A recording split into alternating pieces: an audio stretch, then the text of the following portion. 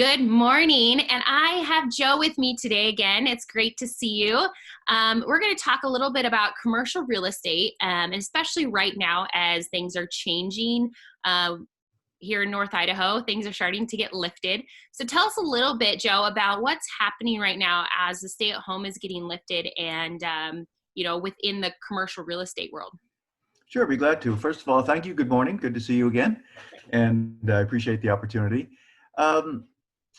I'm going to speak more about the businesses because commercial real estate is really valued and focused based on the underlying businesses within. For example, restaurants, hotels, assisted living, etc. Because in commercial real estate, the key thing is cash flow.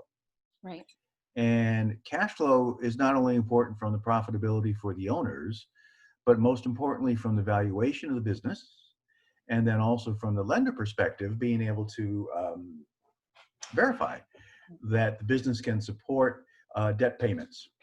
So that's the transitional period that we're in right now, meaning as businesses try to reestablish themselves, obviously their cash flow is at a reduced capacity, somewhat because, of course, they've been out of business, obviously, but also as they start to reestablish themselves, they're going to be operating under reduced capacities, maybe 30% of former capacity of being full. And a lot of that is the result of continuing social distancing and the public health rules. So recognizing that they are restricted in how fast they can go and having to take baby steps into reestablishing it. So during this transitional period, quite frankly, there's a lot of hesitation. Hesitation on behalf of owners to sell because they know that their businesses are going to be valued at a lower basis because they're not at a stable income situation. And then, of course, there's going to be hesitation on behalf of the lenders to lend because, same thing, they realize that it's reduced capacity and the income isn't, quote, durable, meaning stable. And then, of course, on behalf of prospective buyers, they don't want to buy into an opportunity that's only sort of performing at a 30% rate. That doesn't make sense. And so right now, this transitional period is going to be a test. I think it's going to be a test of businesses to be able to prove their ability to rebound and reestablish their business model. And with that done, then I think we'll see a more confident transaction stream, selling, purchasing, etc. I think the economics, the fundamental economics, are still pretty good. Lender rates are good. And so there is still an appetite for doing deals.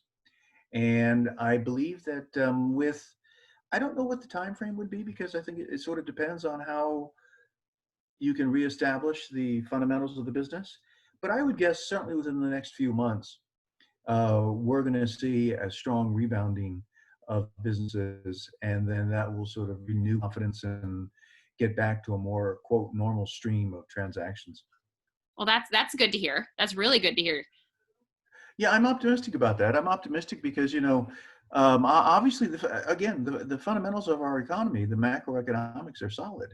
And so right now, it's really a test of cash flow and the extent to which the businesses can reestablish themselves. Restaurants, for example. Restaurants they reopened here in Coeur d'Alene, and I was part of the downtown energy on Saturday and was delighted to see the restaurants reopening. But they're only reopening right now for dining. Their bars are, I think, going to reopen maybe this weekend or in another 2 weekends, primarily because it encourages more density. Right. And so, the bars, of course, are a fundamental income stream for any restaurant. Mm-hmm. And so the restaurants really aren't going to know what sort of cash flow and what sort of total income they can do until they're able to reestablish themselves completely. Hotels, another area that I work quite a bit, of course, they took a tremendous hit. I mean, 80-90% reduction in their revenue stream. Wow. And it's going to take a while to reestablish the travel industry, reestablish the connections, reestablish what to do in hotels in terms of sanitizing and distancing, etc. And so, that segment, for example, is gonna be on its heels for some time. Yeah. But then small businesses, I think, with the macroeconomics being solid, small businesses, I think, are going to be encouraged to continue, and that could be anything from the small retail store on Sherman Avenue Right. to a sort of online kind of delivery of oils and nutrients and things of that sort. And so I think that will continue to show promise. And another encouraging word of course, is that throughout this uncertainty, by and large, tenants have been able to maintain their rent payments. Oh, yeah. Yeah, and so the last statistic I saw was about 80% of the tenants have been able to maintain their rent payments. And that not only continues the support for the owners and the landlords, but it also adds a little appeal to the sale of the buildings because there's a durable income stream. Mhm. So a lot of pluses on the horizon. But I think the baby step approach and doing it, of course, based on information and data will determine how we can really solidify this rebound. Yeah. Well, do you have any advice for someone out there that is maybe looking for potential investments or looking at buying? Some advice for them right now? Um, my advice would be is to sort of plan ahead. It might not be the right time, candidly. It might not be the right time to make a commitment, but it certainly is the right time to plan on when a commitment can be made. Right. And essentially, what that means is this: if you're a buyer, then think about what sort of resources, think about what kind of money you can bring to a purchase. Most commercial real estate purchases uh, in all times will require about 30 to 35% down.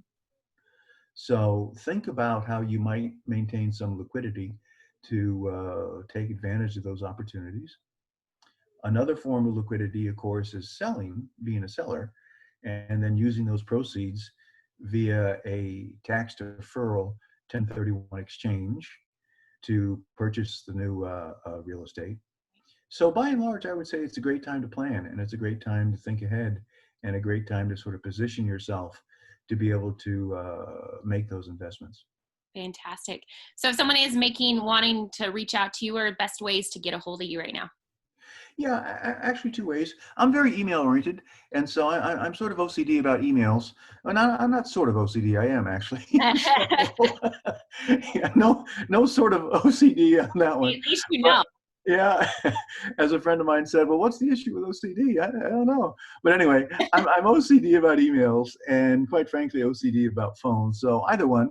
And I think embedded within all my social media, Tabitha, Yeah. is a contact of both of those.